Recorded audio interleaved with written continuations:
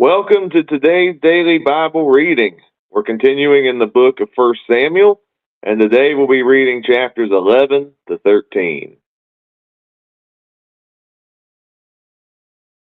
Then Nahash the Ammonite came up and encamped against Jabesh Gilead. And all the men of Jabesh said to Nahash, "Make a covenant with us, and we will serve you."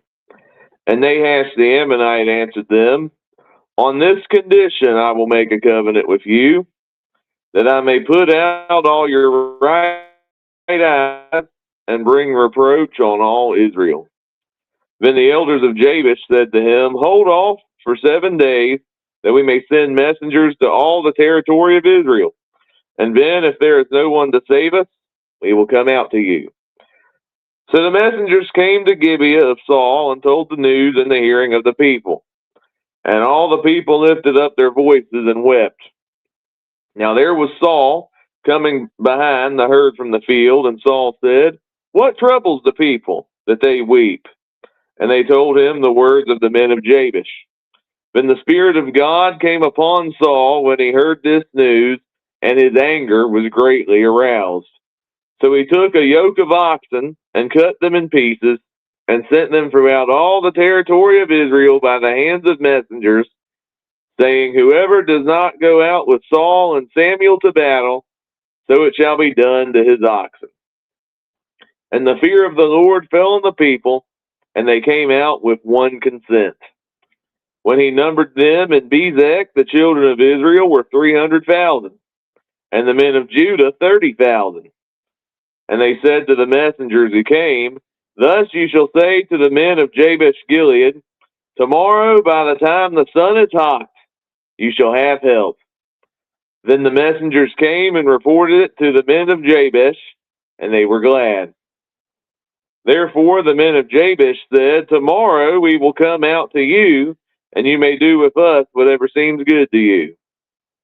So it was on the next day that Saul put the people in 3 companies, and they came into the midst of the camp in the morning watch, and killed Ammonites until the heat of the day. And it happened that those who survived were scattered, so that no two of them were left together. Then the people said to Samuel, "Who is he who said, 'Shall Saul reign over us?' Bring the men that we may put them to death."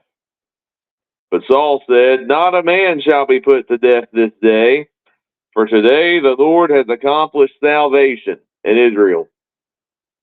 Then Samuel said to the people, "Come, let us go to Gilgal and renew the kingdom there." So all the people went to Gilgal, and there they made Saul king before the Lord in Gilgal. There they made sacrifices of peace offerings before the Lord, and there Saul and all the men of Israel rejoiced greatly. Now Samuel said to all Israel, "Indeed, I have heeded your voice and all that you said to me, and I have made a king over you. And now here is the king, walking before you, and I am old and gray-headed. And look, my sons are with you. I have walked before you from my childhood to this day. Here I am, witnessed against me before the Lord and before his anointed. Whose ox have I taken, or whose donkey have I taken, or whom have I cheated? Whom have I oppressed? Or from whose hand have I received any bribe with which to blind my eyes? I will restore it to you." And they said, "You have not cheated us, or oppressed us, nor have you taken anything from any man's hand."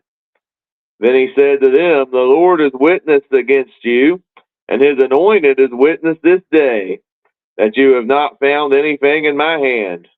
And they answered, "He is witness." Then Samuel said to the people, "It is the Lord who raised up Moses and Aaron, and who brought your fathers up from the land of Egypt. Now therefore stand still, that I may reason with you before the Lord concerning all the righteous acts of the Lord which he did to you and your fathers. When Jacob had gone into Egypt, and your fathers cried out to the Lord, then the Lord sent Moses and Aaron, who brought your fathers out of Egypt, and made them dwell in this place. And when they forgot the Lord their God, he sold them into the hand of Sisera, commander of the army of Hazor, and to the hand of the Philistines, and into the hand of the king of Moab, and they fought against them. Then they cried out to the Lord and said, We have sinned, because we have forsaken the Lord and served the Baals and Ashtoreths.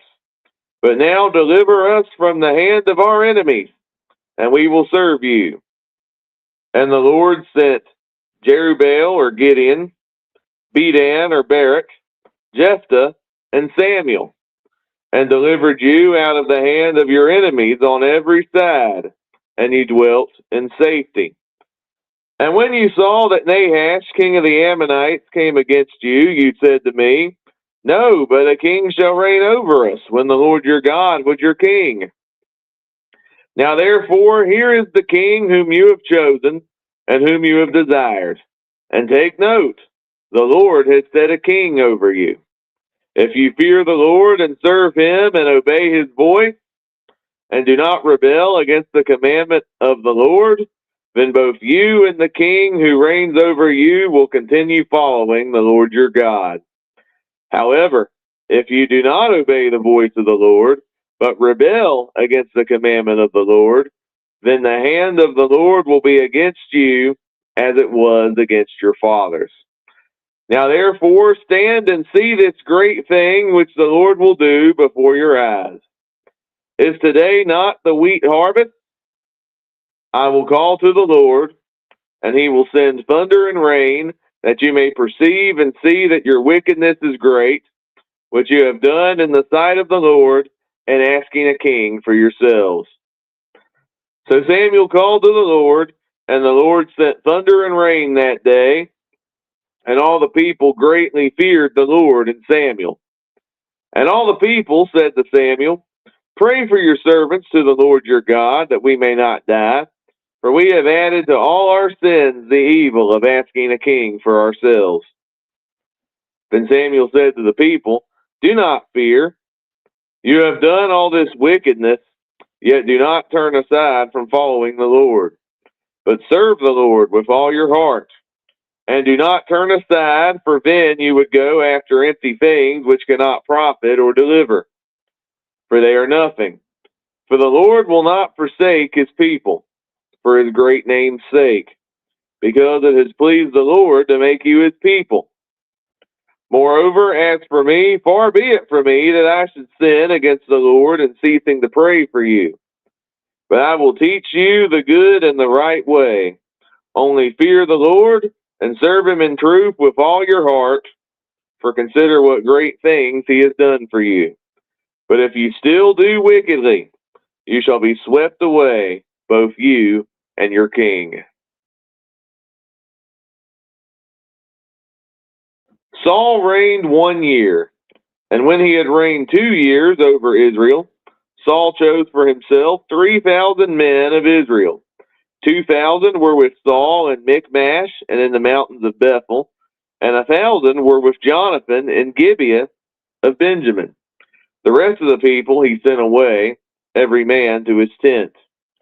And Jonathan attacked the garrison of the Philistines that was in Geba, and the Philistines heard of it. Then Saul blew the trumpet throughout all the land, saying, Let the Hebrews hear. Now all Israel heard it said that Saul had attacked the garrison of the Philistines, and that Israel had also become an abomination to the Philistines. And the people were called together to Saul at Gilgal. Then the Philistines gathered together to fight with Israel, 30,000 chariots and 6,000 horsemen, and people as the sand which is on the seashore in multitude. And they came up and encamped in Michmash, to the east of Beth-aven. When the men of Israel saw that they were in danger, for the people were distressed, then the people hid in caves, and thickets, and rocks, and holes, and in pits. And some of the Hebrews crossed over the Jordan to the land of Gad and Gilead. As for Saul, he was still in Gilgal, and all the people followed him trembling. Then he waited 7 days according to the time set by Samuel. But Samuel did not come to Gilgal, and the people were scattered from him. So Saul said, "Bring a burnt offering and a peace offering here to me." And he offered the burnt offering. Now it happened, as soon as he had finished presenting the burnt offering, that Samuel came, and Saul went out to meet him, that he might greet him. And Samuel said, "What have you done?"